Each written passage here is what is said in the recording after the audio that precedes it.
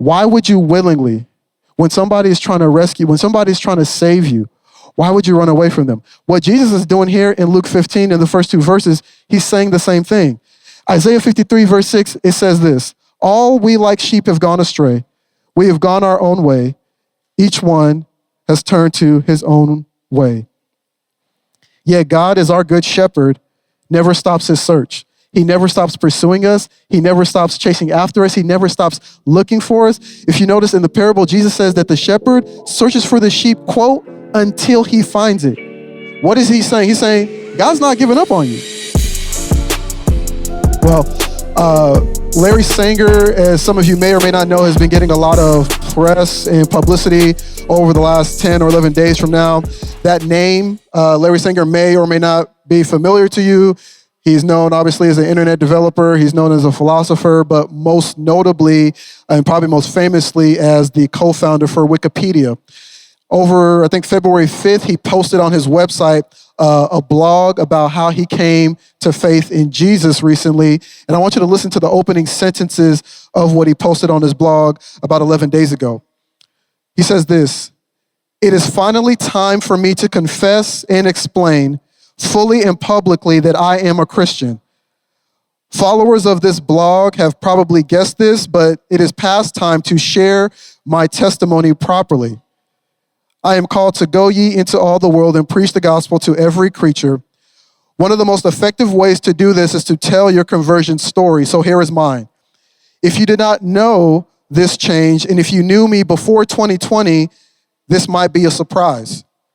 Throughout my adult life, I have been a devotee of rationality, methodological skepticism, and a somewhat hard-nosed and no-nonsense, but always open-minded rigor.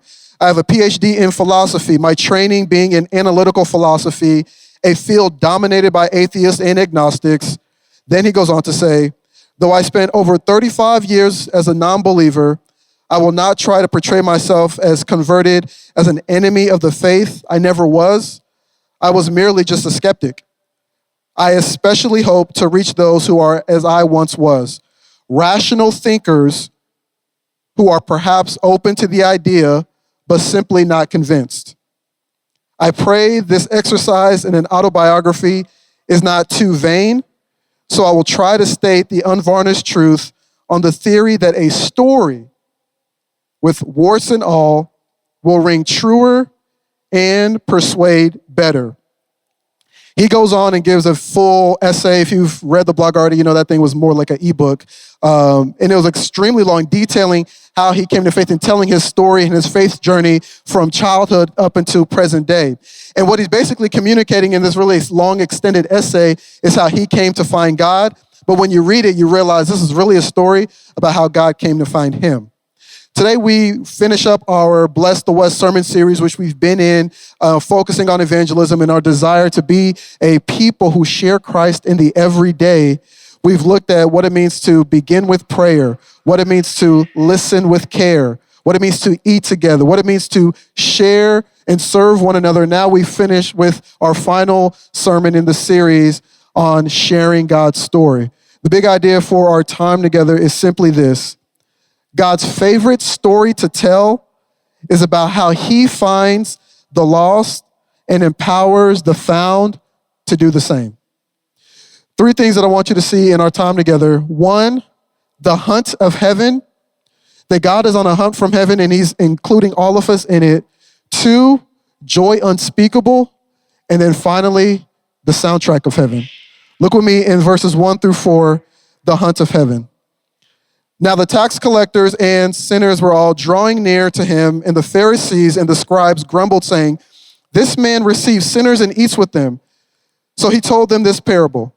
'What man of you, having 100 sheep, if he has lost one of them, does not leave the 99 in the open country and go after the one that is lost until he finds it?'" Luke 15 is basically communicating why Jesus serves as a human magnet. He attracts some people and he repels others. He attracted the Pharisees, the tax collectors and the sinners, the people who had been canceled in their society. He attracted them, and yet he repelled and was repelled by the Pharisees and the scribes. the people who were the religious elites, the academics, and the scholars of their day. And they were repelled by him precisely because of who he attracted. In their mind, they have the Pharisees and the Sadducees and the scribes, they view themselves as holy people. They view themselves as people who are holy people who are trying their hardest and their best to live under God's holy word. And when they see Jesus, they're thinking to themselves, how can you be a holy man and eat and associate with such unholy people? Part of this is because they have no idea who Jesus really is. Because if they understood who Jesus really was, then they would understand who they really were and come to find out that there's only one holy person among them. And the fact that he's spending time with anyone is a miracle of God's grace. The end of chapter 14 Jesus ends by saying, let him who have ears, let him hear. The beginning of chapter 15, Jesus begins and it says that the tax collectors and the Pharisees drew near to hear him, while the scribes and the Pharisees kept Jesus at arm's length. You really have one or two options with Jesus. You can either draw near to him because you believe in who he is, or you can keep him at a distance, thinking to yourself that you don't really need him at all. Now, what's interesting about this is that the first two verses, they not only serve as the background and the context for our passage today in verses 1-7, but they also serve as a context for the entire chapter of Luke 15. Jesus responds to the grumbling and to the haterade of the Pharisees and the tax collectors, and he doesn't respond by clapping back. He responds by telling a story. He actually tells a series of stories called parables. He tells three parables: the parable of the lost sheep, which we're looking at today, the parable of the lost coin, which is the next parable, and then the parable of what we often call the prodigal son, or the parable of the two sons, or better yet, the parable of the great father. In each of those parables, he's trying to communicate to the Pharisees and to the tax collectors, this is why I'm doing what I'm doing. This is why I'm on the mission. This is why I eat with people who y'all don't eat with. This is why I roll with people y'all wouldn't roll with. And this is my mission here on earth. The Scottish minister, Alistair Begg, he says that a parable is an earthly story with a heavenly reality. One commentator, Matthew Henry, says that parables, they end up making the things of God more plain and clear to those who are willing to be taught, at the same time more difficult and obscure to those who are willfully ignorant. Jesus uses this parable to expose the willful ignorance of the Pharisees and the scribes, people who think we know God, we good with God. He's trying to expose them and show them, y'all actually don't know God at all. So he begins with the first parable, the parable of the lost sheep, which we're looking at today. And he begins and he says, hey, if a shepherd has 100 sheep and then all of a sudden he only has 99 because one has went astray, will he not leave the 99 and then go after the one? And the answer in that culture, in that century, would have been obviously yes. He would have went on an all-out hunt. He would have did whatever he had to do. He would have searched high, looked wide. He would have done anything he has to do to go and find that one lost sheep. Now, part of the thing that makes this interesting here in verse 3, he's basically trying to communicate that he is on a rescue mission. In the same way a shepherd is on a rescue mission for his sheep, Jesus is on a rescue mission for his people. And the point he's making is this: no shepherd would willingly say, I'm not going after the one, I'm going to stay with the 99. Or better yet, no shepherd who loves their sheep would stay with the 99 and forget about the one. Could you imagine a family of 5, a parent and 2 parents and 3 kids, they go to Disney World. They have the time of their lives, great time. And then on their way back, one of the parents looks in the rear view and realizes, oh, we only got 2 kids instead of 3. Question, do you think they're going to be like, well, I mean, at least we came back with 2 of them? No, what are they going to do? They're going to be freaking out. They're going to be on an all-out hunt. They're going to be panicking. They're going to respond the same way Mrs. McAllister responded in Home Alone when she's on the plane during Christmas time, and she's asking her husband, hey, did we forget something? He's like, nah, girl, we good. And then she's like, are you sure? I got that feeling like we forgot something. And then what? She wakes up, she says, Kevin! Right? If you haven't seen it, then you probably saw the Kevin Hart commercial where they reenacted it for Chase. And the reality is, if you watch the rest of Home Alone, part of it is how Kevin held it down at home against the two robbers. But the other part is that his mother was willing to do whatever she had to and go on an all-out hunt in order to get back home to find her son. Jesus is making it really clear that he is on an all-out hunt, that the good shepherd of our souls, he is looking after us, chasing after us, that he will not ignore, he will not forget about, he will not neglect his sheep. In the same way, he will not neglect us the same way a shepherd will not neglect his sheep. Part of the reason why it's so difficult for us to really grasp the shepherd-sheep analogy is in part because we don't really understand the role of a shepherd in the first century and the role of a sheep. A shepherd was not just a sheep babysitter. A shepherd's life was dedicated to the care, well-being, and the flourishment of that sheep.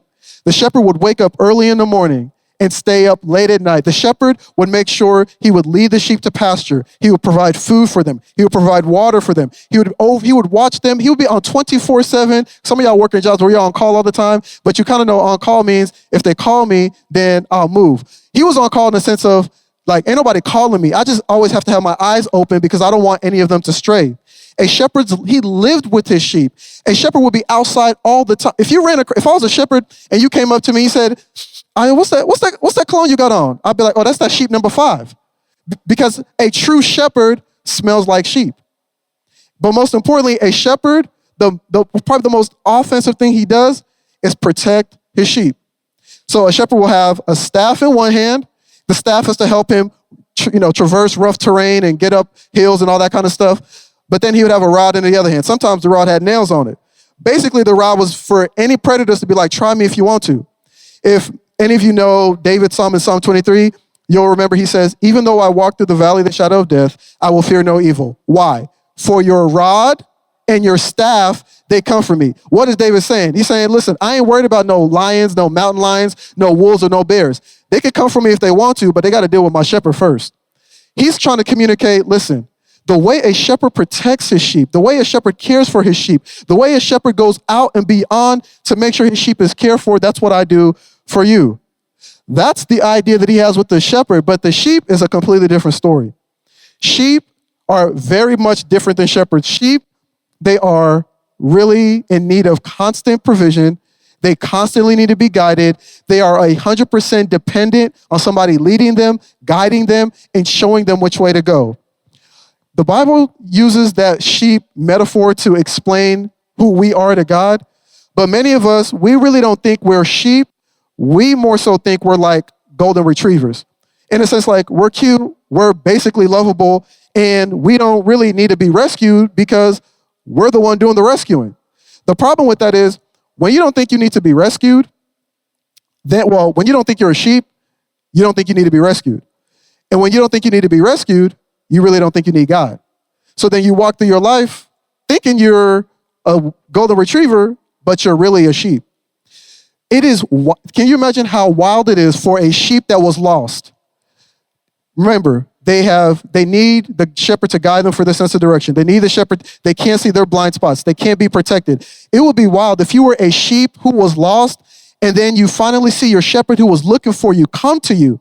And then instead of going towards him, you run away or you avoid him or you feel like, oh, I don't need him. As wild as that is, what Jesus is communicating is that's exactly what we do to God. The CBS show, SWAT, starred by Shamar Moore. In a recent episode, Shamar Moore plays a LAPD officer, Hondo Harrelson. And in a recent episode, his cousin moves from Houston to LA to stay with him because he was, wilding out in Houston. So it's his little cousin. He says, yo, you can stay with me. I got you. His cousin's living with him. And while Hondo's at work, he gets a phone call while he's at work, saving the people of LA. He gets a phone call that says, hey, your cousin was in a fight in front of your house. A rock was thrown through your house, and then your neighbor's car was damaged. And now he's tripping. He's like, man, I'm out here trying to work. I'm taking care of you, and now you're here getting in trouble. So he asks his cousin, he says, yo, what's going on? And so his cousin lies. He says, man, that dude that I was fighting outside, I was just messing with his ex. They weren't together anymore, so that's why he was pressing me.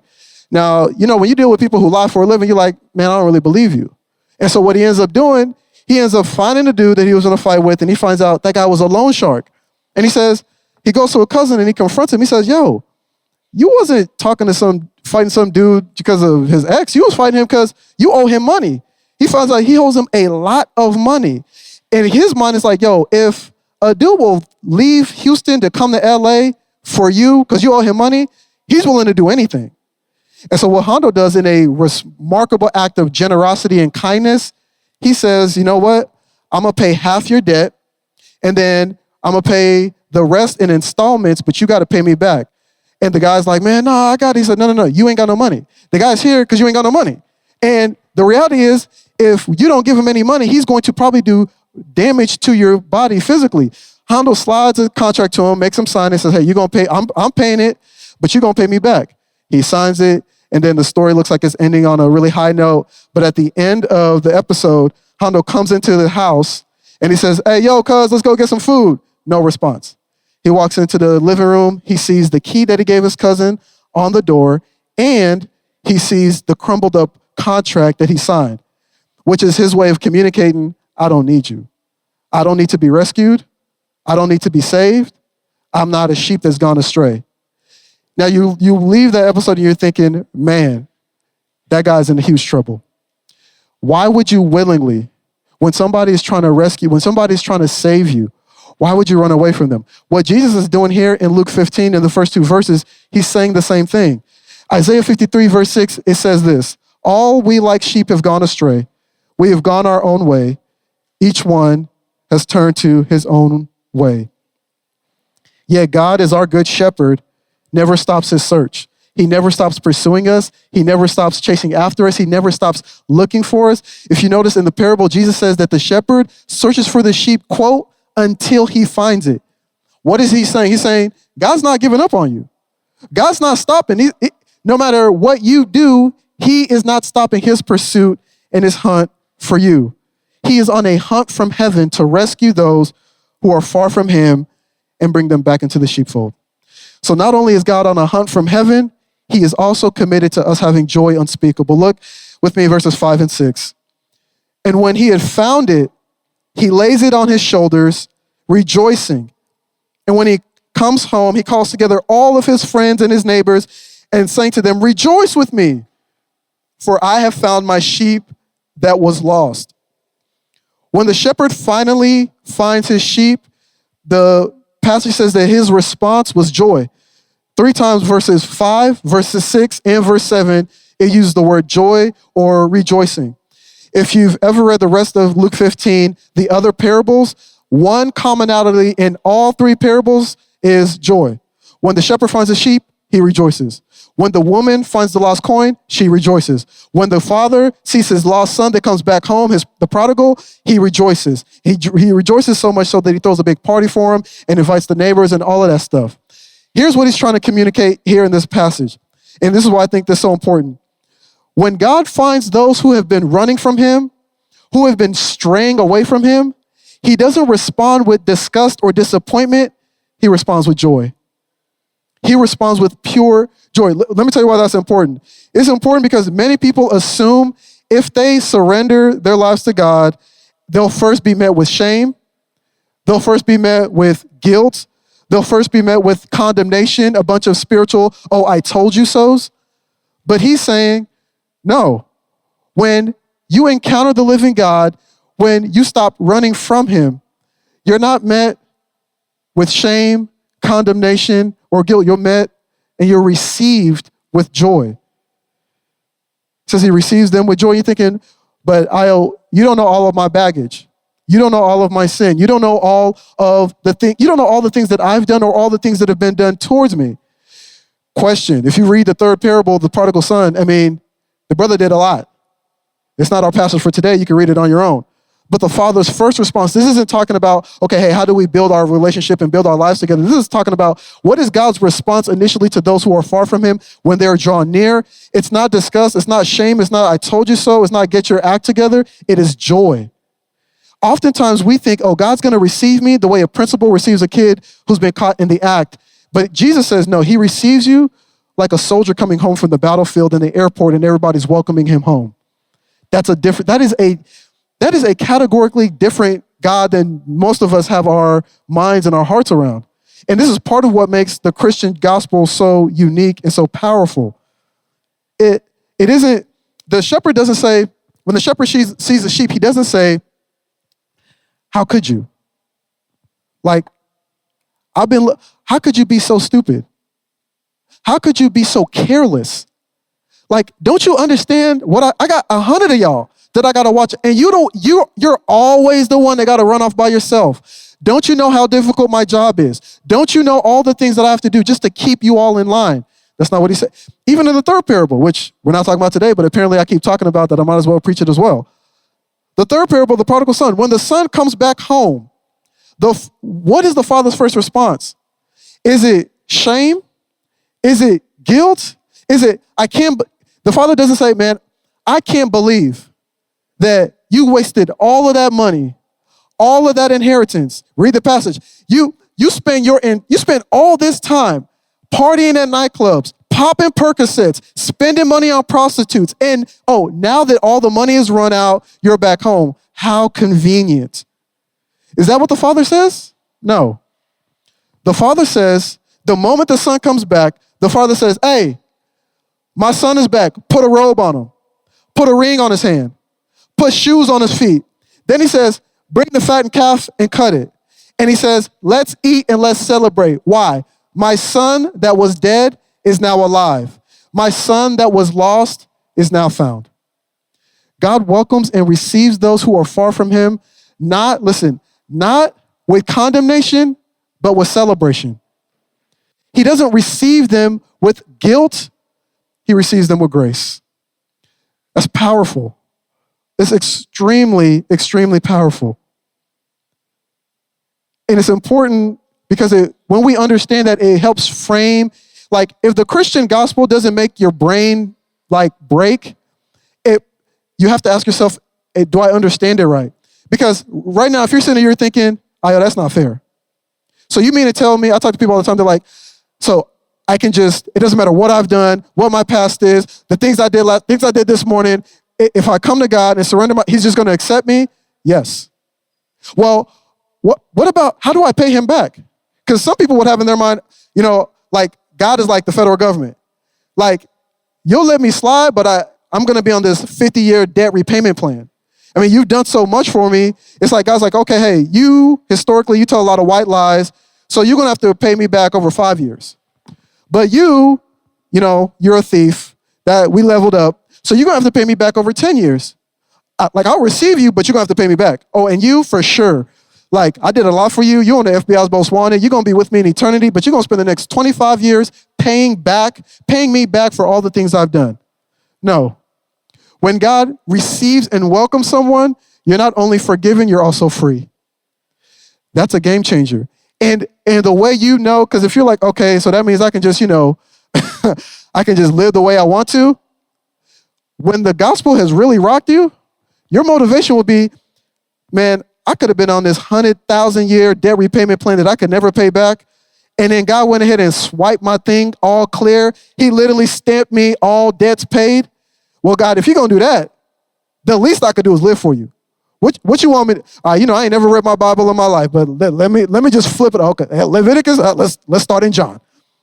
Lord, like, God, I'm not really good at this praying thing, but I can at least, I'm talking all the time on X and on Instagram, so I can at least talk to you. What happened? He starts shaping you, developing you, and you start realizing, like, because of if you take God's grace after being found and then you respond like you still lost, that's an indication you are still lost. Because the people that he finds, they were like, God, you came from heaven on a hunt from heaven for me.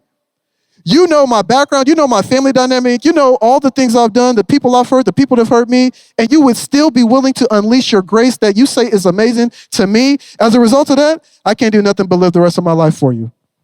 The grace, you don't have to qualify grace, because when grace changes you, it'll change you forever. Now, that leads to the second thing that we see here in verse 5, that not only is it incredible, but God is the one who sacrifices himself to both find and free the sheep. Did you see what here? So on the cross, Jesus takes the penalty for our sin on himself. He takes God's wrath for us so that we can be free. He says, I'm willing to carry your sin. I'm willing to carry your shame. I'm willing to carry your burden. He wasn't just carrying the wooden cross. He was also carrying all of that. Did you notice in verse 5 that Jesus says, when the shepherd finds the sheep, what does he do? He carries him and puts him on his shoulders. That imagery is wild. If you're probably thinking, that's a burden on the shepherd. That's a sacrifice. The shepherd was walking without any burdens in order to find the sheep. Now he finds the sheep and he got more burdens on him in order to go back. But notice what the shepherd says. He doesn't put him on his shoulders and then start complaining and grumbling like the Pharisees. He puts him on his shoulders and he says he is rejoicing. He is simultaneously carrying a burden while also being very happy about it because he understands this is a beautiful burden. It's so beautiful that he's not thinking about the weight on him. He's communicating. He gets home, he says, hey, y'all, I found my lost sheep. Go ahead, get the DJ, get the turntables. Go ahead, go to Walmart and get some apple cider because, we're not fooling with the extra Bud Light limes tonight. We got too much to enjoy. Go ahead, go, bro, bring the food, get all that stuff because my sheep that was lost is now found. He is more happy. Why? Because he understands what I got on my shoulders. Oh, it's nothing to what I've gained. You need to understand the way God views you, you are the same. Some of you think, God, I got too much baggage. I got too much pain. I keep coming to you confessing the same sins all the time. God's like, I'm happy you coming. I'm happy that you see your need for me. You could be out here in these streets, lost as all get out, and not even thinking that you need me. The fact that you keep coming to me with your pain, coming to me with your problems, coming to me with your sin, I'm happy about the pursuit. When the son comes back to the father, remember the son had a whole speech ready. The father catches him midway, grabs him, and he begins talking his speech. And the father's like, man, boy, I thought you was dead, but you're here. That is a game-changing way to think about God's love for you and I. And what he's trying to say is this, that when you understand that you have been freed, when you understand that God doesn't just tolerate you, but he celebrates you. Me and Corey talk about this all the time. When he talks about artists, he's always like, man, some artists, they get into industries where they're just tolerated. It's part of the reason why we're doing this whole creative collective thing, because it's like, man, we want to create a space for Christian artists where they're not just tolerated for what they do, they're celebrated. When you understand you've been found, man, you can truly celebrate. You can truly celebrate. The other day I was at the barbershop, and the barber had playing Carmelo Anthony's podcast, 7 p.m. in Brooklyn.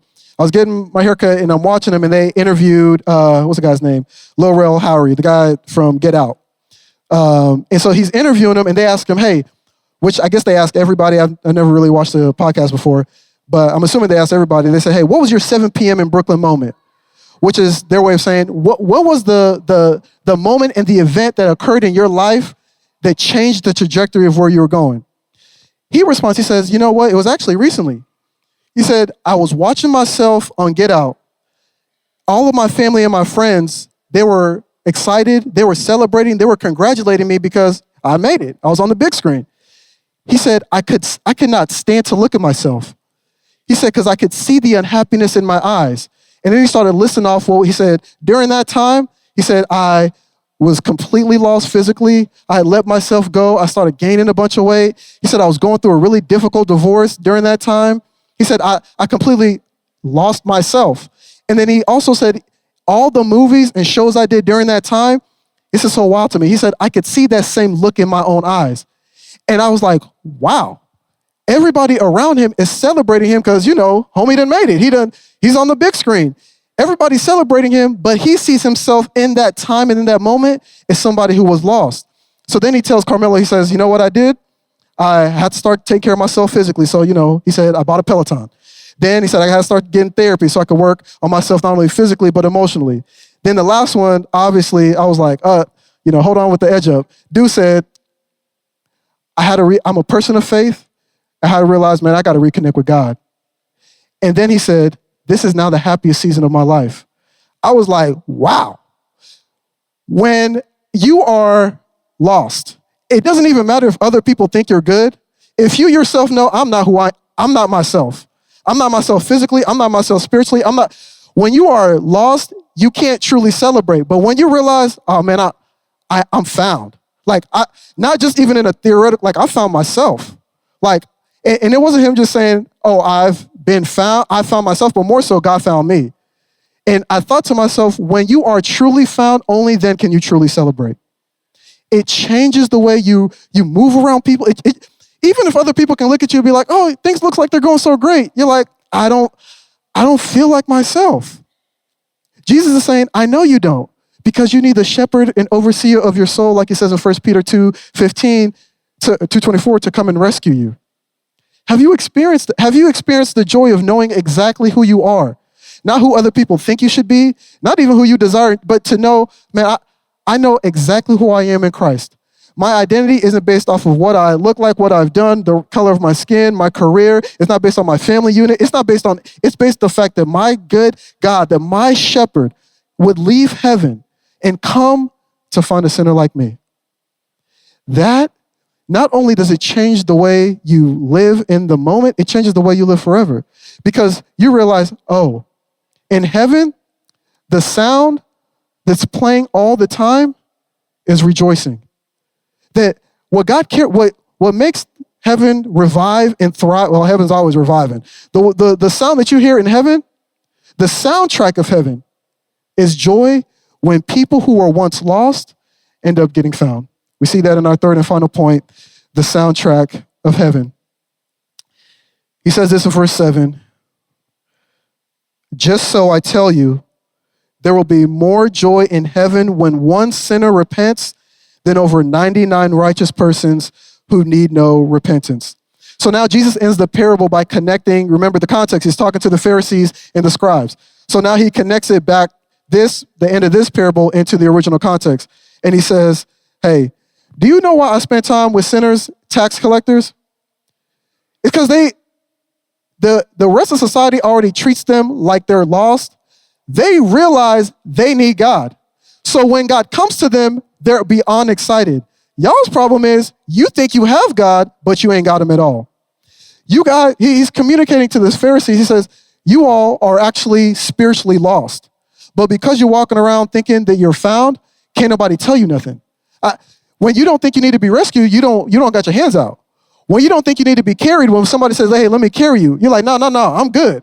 So Jesus says, in the same way Jesus would say, hey, those who are sick are the ones who need a doctor, he's telling them, he says, if you understood who I really was, you would look in the eyes of these sinners and tax collectors, and you would see yourself. Because according to my math, all of y'all, every single last one of y'all, are sinners who are in need of my grace. The Pharisees and the tax collectors, when they saw themselves in a mirror, they looked in a mirror that was very much like the Barnum and Bailey mirrors you see at a carnival. You see yourself, and it's all distorted, your body looking all weird and stuff like that. Jesus is saying, when y'all look in the mirror, you see a distortion. You don't see you for who you really are. The reason why I can rock with these people is because when they look in the mirror, they're like, yo, I know I need God. And so when I come to them and I eat with them, when I come to them and I go to Zacchaeus' house and I spend time with him and he responds without Jesus even initiating, he says, listen, I'm a tax collector. Everybody here hates me, but Jesus will come to my house, eat a meal in my house, be introduced to me, associate himself with me. He says, listen, everybody that I've defrauded, I'm going to pay him back. Jesus doesn't initiate that. He doesn't say, hey, because I saved you, you do work as a tax collector, which means you're involved in corruption, you're involved in stealing money from people. I want you to go back to every single one of these people that you robbed and that you corrupted. And he doesn't say, Jesus does a quick drive-by. He comes to his house, spends time with him, and before he leaves, Zacchaeus says, man, grace can't just come to my house and not change. Like, I realize you are very different from me, but yet you will still come to me. And because you're coming to me, I'm going back to all the people that I know I've done dirty, and I'm asking for their forgiveness. You see how that works? That he understands that there's a divine DJ in heaven, and the song that he's playing sounds a lot like Pharrell's song, Joy. Joy, joy, unspeakable. He is thinking to himself, if God would come to me, if God would come near, then, and if God is actually rejoicing, that he turns sinners into saints, tax collectors, and those who are far out from society, those who have been looked at as untouchable. if he would draw near to them.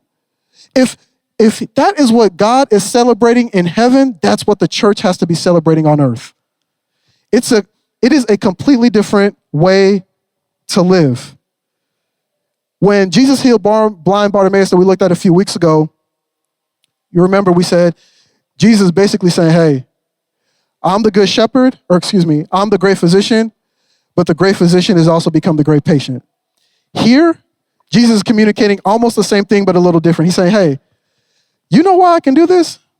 It's not only because I'm the good shepherd, John 15, but it's also because I'm the lamb that was slain. That in the same way that the great physician becomes the great patient, the great shepherd also becomes a sheep. How? On the cross, Jesus, and he goes to the cross, and when Isaiah recounts this in the Old Testament, Isaiah says this in Isaiah 53, verse 7. He says, like a lamb that is led to the slaughter, and like a sheep that before its shearers is silent, so he opened not his mouth. He says, when you understand what God has done, when you see Jesus not only as your great shepherd, but as the lamb that was slain, not just slain in general, but slain for you, it changes you. And you realize there are things that that we calculate and we think is great that God isn't really jumping up and down about. We often think in our own mindset, the things that we value in a worldly standpoint is really great. God looks at as minuscule. The things that God really values is people who are far from him coming home. And so with that, you think, okay, how should we now respond? In this series, we talked about beginning with prayer. That means those 3 to 5 people who are far from God in your life, praying for them, listening with care. And we said in order to listen well, we got to be asking the right questions. We said eating together, just like Jesus eating with sinners and tax collectors, people who are far from him. We want to create spaces in our lives where we are sharing meals with people. Serve. Jonathan Wang, last week when he was here, talked about what it looks like Jesus taking off his robe and serving and washing his disciples' feet. But in order to share God's story, it means, number one, we got to know God's story. And oftentimes when we think about sharing God's story, it can feel like, I don't have the gift of evangelism, I don't know. But I would encourage you to take a page out of this story and the one we looked at a few weeks ago. Jesus isn't asking them to be, Rhodes scholars. He's basically saying, what happened? If you would have asked the blind man, his story was this: I was blind, but now I see because of Jesus. If you would ask the sheep would have said, I was lost, now I'm found because of Jesus. A simple way to think about how do I share my story is, this is what my life was like before Jesus. My life was like X. After Jesus, my life was like Z. And because of Jesus, this is Y. It also means you're on that continuum. It means you're praying for these people. You're drawing near to them. You're thinking about how you can serve them, not just about how they can serve you. And our desire is that the soundtrack in the West Church will resemble the soundtrack in heaven. Rejoicing forever and ever. Amen. Father, we thank you for your word. We thank you that your word is a light into our path and a lamp into our feet. May we be people who rejoice in what you're doing. God, may we be people who pray for those who are far from you in our lives, that we would listen to them, that we would eat meals with them, that we would think intentionally about how we can serve them. And when the door opens, as we know by the power of your Spirit, you will open those doors. And the opportunity presents itself, may we share your story. God, we may fumble over passages and scriptures, but we can at least say, man, this is what my life was like before Jesus. This is what my life has been after. And this is why. Help us now, O Lord. In Christ's name, amen.